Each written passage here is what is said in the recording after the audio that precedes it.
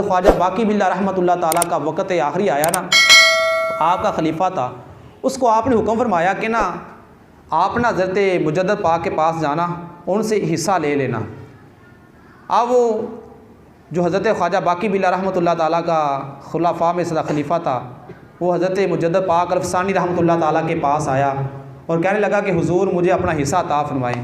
तो फरमाया मैं तो शरीयत का इत्तिबा करने वाला हूँ, सुन्नत का मैं ताबे हूँ, मेरे पास इसके अलावा कोई चीज़ नहीं। जब ये अल्फाज कहे ना तो उस बंदे के ऊपर जज़ब ही तारी हो गया यार, ऐसे कांपना शुरू कर दिया, हालत जज़ब के अंदर वो आ गया। अभी वो कांप ही रहा था, उसकी जज़बी जो कैफियत ना वो तेज़ होगी, ज़मीन सारी की सारी कांपना शुरू होगी, ज़मीन हिलना शुरू होगी।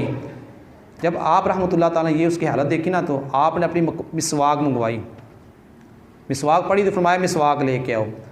मिसवाक जब लाई गई ना तो मिसवाक आपने ज़ोर से ज़मीन पे मारी, वो जो ज़मीन कांप रही थी ना खामोश होगी, बिल्कुल चुप होगी, साकित होगी, कांपना बंद कर दिया। तो आप रहमतुल्लाह ताला ने ना उससे फरमाया कि जो तेरे ऊपर जज़ब की हालत आ रही थी ना, ये बड़ा कमाल है, ये तेरी बड़ी फजीलत है, और जो तेरी वजह से ज़मीन कांपी ये भी बड़ा कमाल है। फरमाया और मेरे अंदर भी अल्लाह ने कमाल रखा है, मैं अगर चाहूँ ये हिंद के जितने कब्रस्तान है सारे मुर्दे मेरे एक हुक्म पे खड़े हो जाएंगे। ये मुजद्दद पाक फरमाया आपने, मुजद्दद पाक फरमाने लगे मेरे हुक्म पे सरहद के जितने भी मुर्दे हैं कब्रों से बाहर निकल सकते हैं।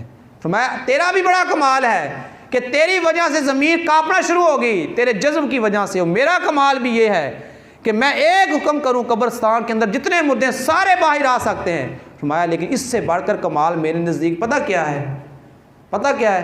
फरमाने लगे दौरान वज़ू जो बंदा मिसवाक सुन्नत के मुताबिक करता है ना, ये सबसे बड़ा कमाल ये है। फरमाया कि ये मेरे नज़दीक सुन्नत की इतनी अहमियत है।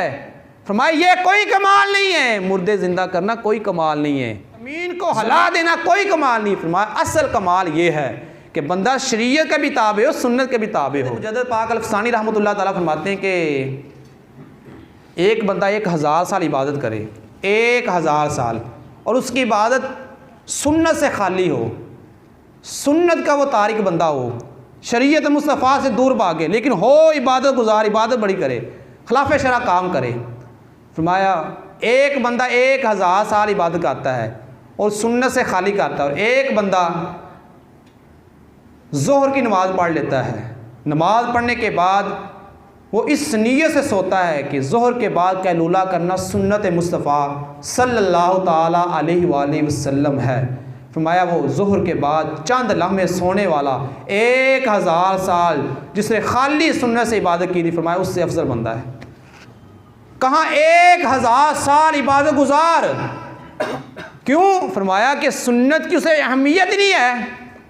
फरमाया 1000 साल बंदा इबादत करे, इबादत सुन्नत मुस्तफ़ा से खाली हो, और दूसरी तरफ वो बंदा जिसने ज़ोहर की नमाज़ पढ़ी, ज़ोहर की नमाज़ पढ़ी, उसने खाना खाया, चंद घड़ियाँ उसने सो लिया, क्योंकि ज़ोहर के बाद सोना सुन्नत मुस्तफ़ा से कहते कैलूला। फरमाया चंद लम्हे सोने वाला बंदा 1000 साल इबादत करने वाले से अफजल बंदा है।